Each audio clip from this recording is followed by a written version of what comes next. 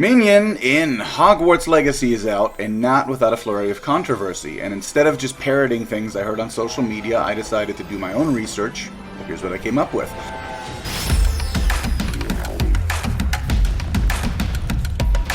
Come for the game, stay for the commentary.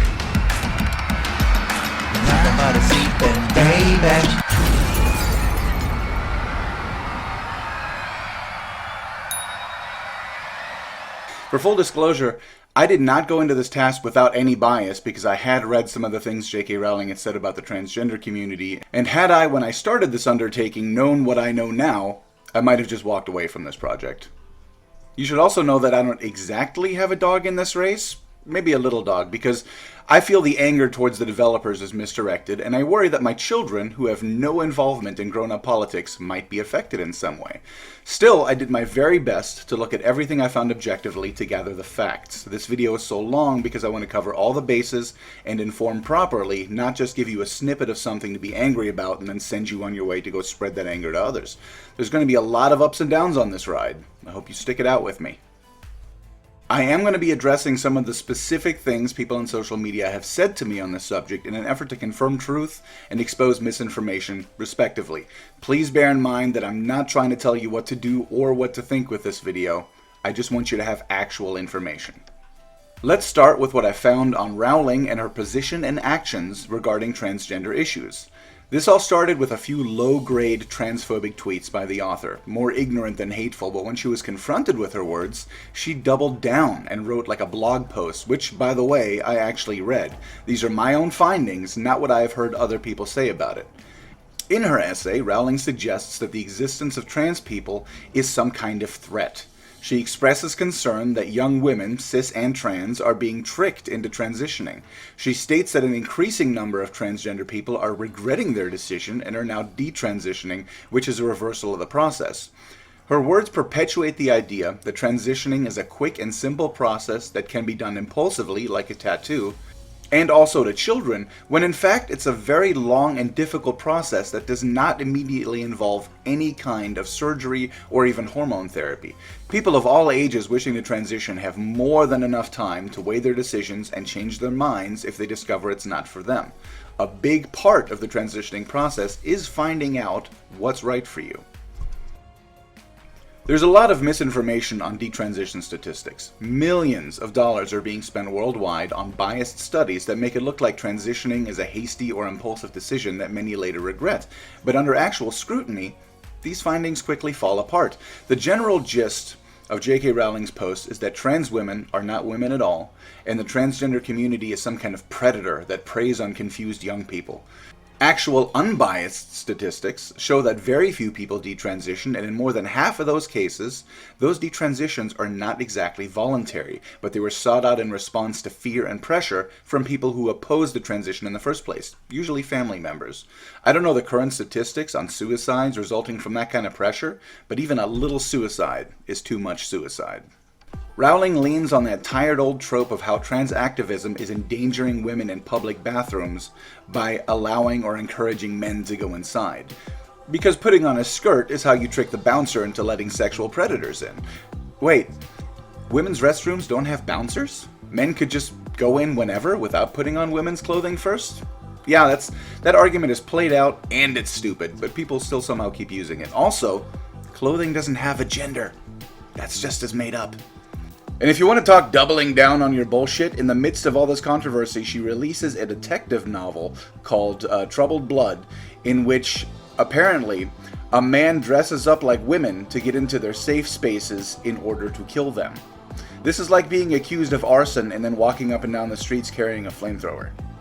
In addition to this rhetoric, Rowling has also invested some of her money in institutions with anti-trans policies, like a sexual abuse crisis center in Scotland named Bayris Place that specifically only helps cis women but will not allow trans women inside, neither as victims or employees or volunteers.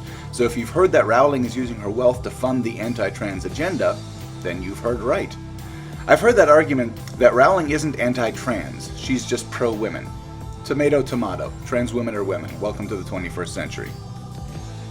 So we've established that J.K. Rowling, the author of Harry Potter, is a bigot who spreads fear and potentially harmful misinformation verbally and by deed. Maybe not out of malice, but out of willful and stubborn ignorance, which may be just as bad, even if it were somehow well-intentioned. This might make the whole Hogwarts Legacy thing seem very cut and dry, but keep watching, because it really doesn't. Someone posted on one of my TikToks the words, "She is doing everything she can to kill people like me." And I want to address that, because if you don't know what that means, it sounds like she's going around strangling people.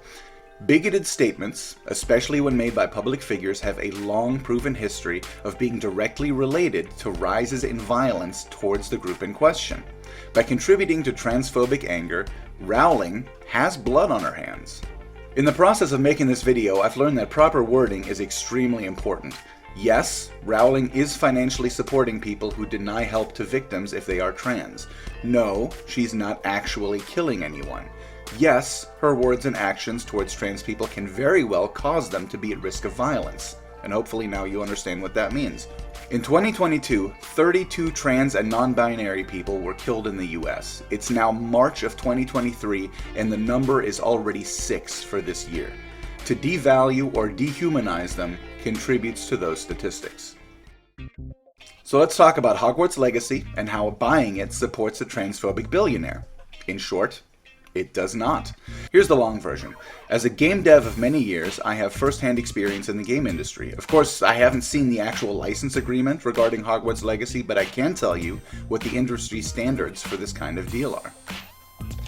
A games publisher purchases a license from the owner of an IP. The license grants the buyer permission to use that IP to make something, like a movie or a video game. Under normal circumstances, a publisher like Bandai Namco or Capcom, for example, would buy such a license from Rowling and then hire a games development studio and pay them to actually make the product. If Rowling was paid for Hogwarts Legacy, it was long before development began, and she does not receive running royalties, meaning the $70 you spend on Hogwarts Legacy goes to the publisher, then the devs, and not to Rowling. She gains nothing from your purchase and loses nothing from your abstinence. And yes, I am aware there are plenty of articles out there claiming she makes a direct buck, but they tend to be peppered with words like probably or undoubtedly. It pays to actually read the article past the point that confirms what you want it to say. Even the New York Times says she'll profit, and then later in the article uses phrases like "it is unclear." Those aren't facts. Those are speculation, because the truth is, unless Warner Brothers makes their agreement public, we just don't know. We can guess. My guess is based on personal experience as a dev. Whenever we made a game using a big license, we paid for the license up front, and then nothing after. Here's where it gets interesting. The publisher for Hogwarts Legacy is Warner Brothers. Now, the general belief is that J.K. Rowling and the Harry Potter universe are absolutely synonymous, just like people believed Rick and Morty cannot exist without Justin Roiland. People were wrong about that, and they're kind of wrong about this. Warner Brothers practically got in on the ground floor with Harry Potter. Remember when they started making movies before the books were even finished? Warner Brothers is a co-owner of the Harry Potter franchise, meaning it's very likely that they already owned the rights to make games and didn't have to pay Rowling a single cent for permission, or that they even had to ask her at all.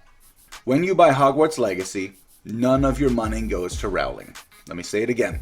When you buy Hogwarts Legacy, none of your money goes to Rowling. Until you can show me what would be a uniquely weird license agreement, I have no reason to believe otherwise, and my experience and research supports that. Now, there are ways that she can profit from this game indirectly, and I'll touch on that in a little bit. To make Hogwarts Legacy, Warner Brothers purchased the development studio Avalanche Software from Disney. That means that the existence of that place of employment, Avalanche Software, could be entirely dependent on the success of the game that they were hired to make. If Hogwarts Legacy had been a complete flop, Warner Brothers would barely have taken a hit. J.K. Rowling certainly wouldn't have felt it at all. But anyone living paycheck to paycheck over at Avalanche very well might have. Warner Brothers also started a whole new label called Portkey Games, specifically for publishing Harry Potter games. That means they're already planning follow-ups. Multiple. If Hogwarts Legacy had failed, Avalanche would have been cut loose and a new studio would have been brought in to make the next Harry Potter game. Everyone would have taken that in stride, except Avalanche. Take it from a dev. The publishers make all the decisions, but when something goes wrong, it's the developers that take the heat. The developers of Hogwarts Legacy very obviously disagree with Rowling's views, so much so that they've created their game to be a strong statement for tolerance, equality, and LGBTQ rights that goes way beyond a consistent use of gender-neutral pronouns and a character creation system with a complete lack of gender-based restrictions.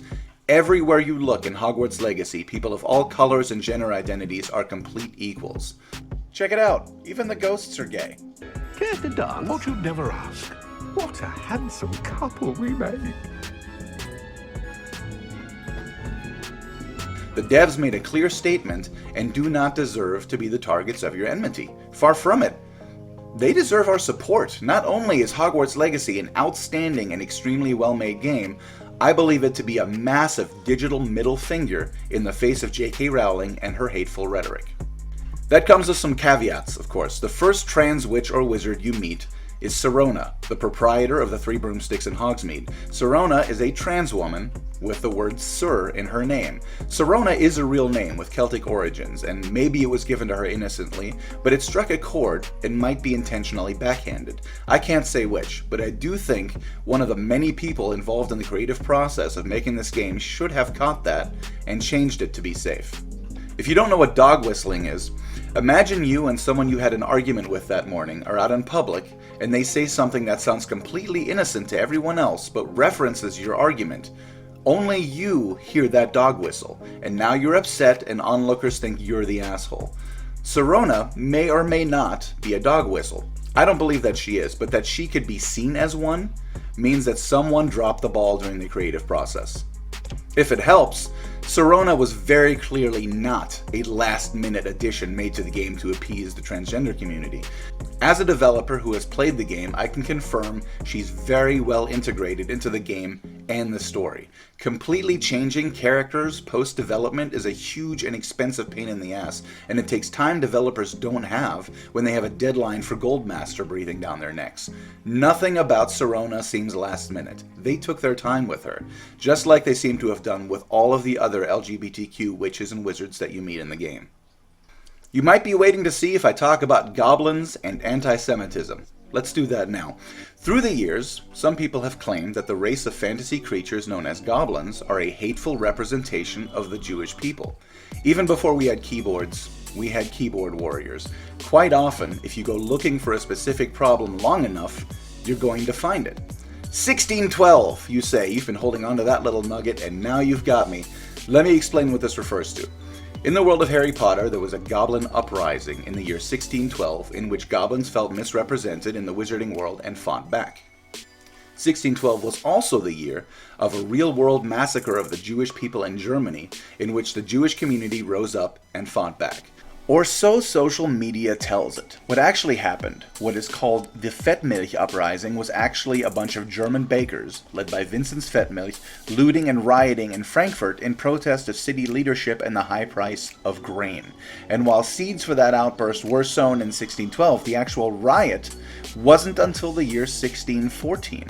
Frankfurt had a kind of Chinatown, only for the Jewish community, called the Judengasse, and that is where the riot, which again was carried out by non-Jewish Germans, happened because they felt Jewish bakers were colluding with city leaders to keep prices high.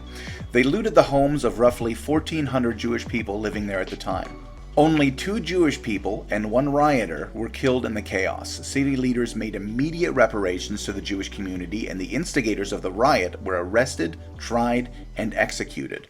This has absolutely no parallels to an imaginary goblin uprising in 1612 in Harry Potter. The pogrom was not a rebellion, it wasn't an uprising, and it wasn't Jewish people responding to oppressive treatment by the state. Russian word because it was first used to describe violence against the Jewish people in Odessa in 1812, and then other Russian territories after. Someone read the word pogrom and thought it meant Jewish rebellion. Grasping at straws much, Internet? 1612 was a big year for actual uprisings. They happened in Mexico, Austria, and more, and none of the ones I found involved Jewish people. The Muscovite community rose up against Polish-Lithuanian oppression in Moscow in 1612. Nobody connected those dots because saying goblins are Russian wouldn't make people angry enough. None of the other 1612 uprisings would have. They're just not click-worthy. Someone picked a piece of hay out of a haystack and said, "This is the needle," and half the internet went, "We have a needle!" I'm actually embarrassed that I reached out to local rabbis to do research for this video because they all thought this idea that goblins were Jews was ridiculous. Every Jewish creator I've spoken to about this laughed it off. It just is not a thing. Stop pulling Jewish people into your fights because you think they're an easy target. Very not cool. And also pretty racist. Before I played, I was told there was a storyline in Hogwarts Legacy in which you have to put down a goblin rebellion, or have to put the goblin community back in their place.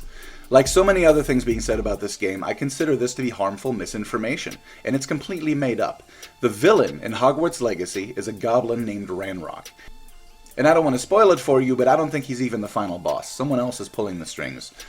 Ranrock is a villain because he is a bad guy, not because he is a goblin, and he makes no discrimination when it comes to killing even other goblins. And even if that were different, goblins are imaginary, featured in tons of fantasy stories. They're a staple of the compendium of fantasy monsters, just like orcs or zombies. They've been villains in many popular stories such as Lord of the Rings and other Middle-earth lore, Scooby-Doo, the Spiderwick Chronicles, The Labyrinth, and many others. Jareth was king of the goblins in The Labyrinth, and I don't recall anyone ever coming after David Bowie or Jim Henson for what that said about the Jewish people, because it didn't. Well, love.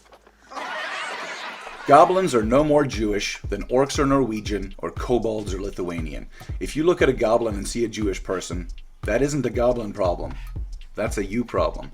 Hogwarts Legacy makes no such illusions at all. The anti-Semitism argument around Hogwarts Legacy is just people trying to recruit new passengers for their anger bandwagon. It's a hate train. Don't get on. Goblins don't look like Jewish people. At most, goblins look like Nazi propaganda of Jewish people, and Nazi propaganda doesn't look like real Jewish people. So if you look at a goblin and you see a Jewish person, then you see Jewish people like Nazis saw Jewish people. It's not a good look for you. Here's the sad truth. Nothing any of us can do will ever make J.K. Rowling not a billionaire. She's paid smart people a lot of money to protect her assets and turn that money into even more money.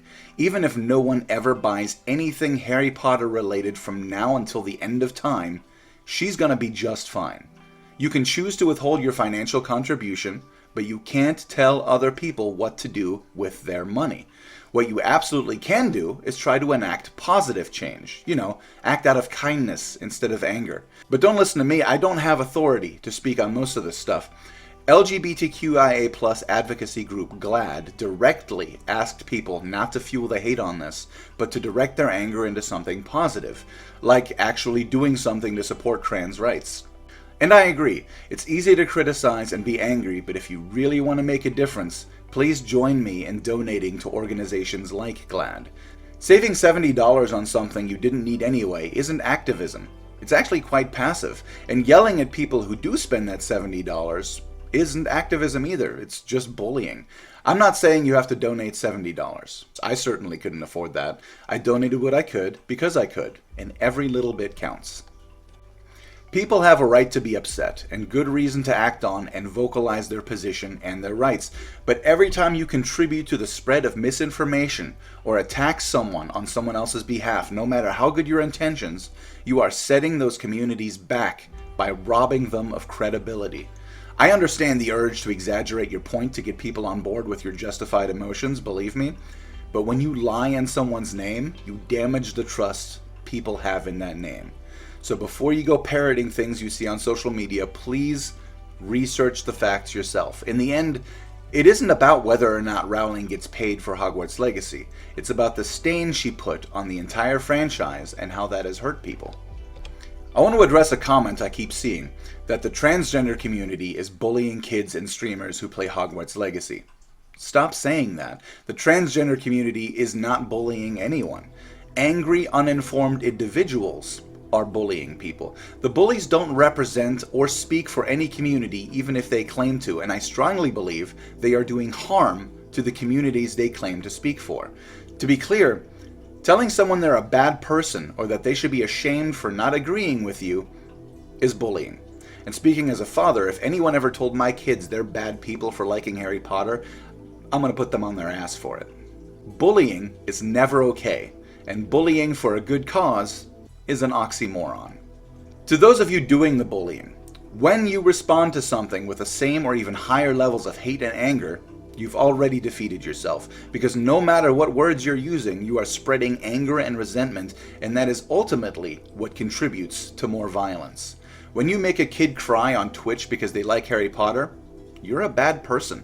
When you accuse someone of being transphobic or anti-Semitic because of a video game, you're only bringing bad energy into the world. Get your shit together. No campaign of hate or intolerance has ever or will ever lead to good things. If you're that guy that responds to every Harry Potter related post with, "This is transphobic and anti-Semitic," then you have too much free time, my dude. Maybe use it to do something positive instead. Everyone has a right to their views and opinions. Even bigots. Advocates of any kind, everyone. It's when you start shoving your views down the throats of others or infringing on the rights of others that it becomes a problem. If you're aggressively trying to force people to conform to your viewpoint, congratulations. You have become the thing that you hate. And that's the nature of hate, isn't it? It never leads to good results. The world around Harry Potter does have a stain on it now, and there's division about it. It's important to remember that this isn't the fault of people involved with Harry Potter by association, like the developers or actors of the movies, and it isn't the fault of trans people or trans rights advocates. It's J.K. Rowling's fault. Period. Everything that is happening right now around Hogwarts Legacy is her fault. Remember that if you get caught up in the crossfire. Remember who you really should be angry with. Here's a comment I got several times and I wanted to check on. In Hogwarts Legacy, near the Charms and Defense Against the Dark Arts classrooms, there is a painting of a witch burning at the stake that resembles J.K. Rowling. Some people believe that this is a statement of the developer's dislike for her association with the franchise. I can't confirm or deny this. It could be true. Here's the painting. It could be a representation of Rowling, and this tea set could be a representation of Chip and Mrs. Potts from Beauty and the Beast. It's a matter of interpretation, and we just don't really know. To sum this up, arguing about Rowling on social media just gives her clout. In my opinion, playing Hogwarts Legacy is a statement of support for trans rights, but in the end, your own experience and opinions is what is most relevant to you, and I don't expect you to see it that way just because I do. I know my truth, you know yours. Folks, I had a series of guide videos and streams lined up for this game, but this will be the last of my content you'll see about it, at least for a good long while. Because while I may enjoy it for myself at home, and I believe Rowling does not profit from my purchase, I will not be posting guides, clips, and streams for this game out of respect for the many people Rowling has hurt. Not after everything I've learned while researching for this video. Those wounds are too fresh to poke around in. Maybe some other time. Making content out of games I enjoy is what I do. It's a shame I won't be doing that for this game, and that is J.K. Rowling's fault. So no, Hogwarts Legacy is not racist. It's not a slave simulator, it's not anti-Semitic, and it isn't anti-trans. It's a wonderful game, and honestly, it is so well made that if it didn't have this negative association attached to it, I'm sure it would be winning awards right now. But it's Harry Potter. And that name has a stain on it now that may never wash out, and once you see that stain, you can't unsee it. Many will never be able to enjoy Harry Potter again. Rowling took that from them, from all of us to varying degrees. I want to thank the wonderful trans and Jewish creators who have helped me make this video what it is, and teach me things about these issues that I didn't know before. I couldn't have done it without them. In the end, it doesn't matter whether J.K. Rowling makes any money from Hogwarts Legacy. It doesn't matter if the game is any of the things people say about it. What matters is how her actions have hurt so many, and how anything Harry Potter related can trigger that pain for them. Whether you now enjoy Harry Potter or you can't stomach it, that is ultimately up to each of us individually. Not everyone is affected in the same way, but we can all be sensitive to each other about it. I hope we can learn to respect each other's experiences and treat each other with kindness, even when we can't fully understand what it's like to walk in someone else's shoes. Be kind, you guys, and go be freaking heroes. Eyes on me, musicians. We're about to begin our next piece.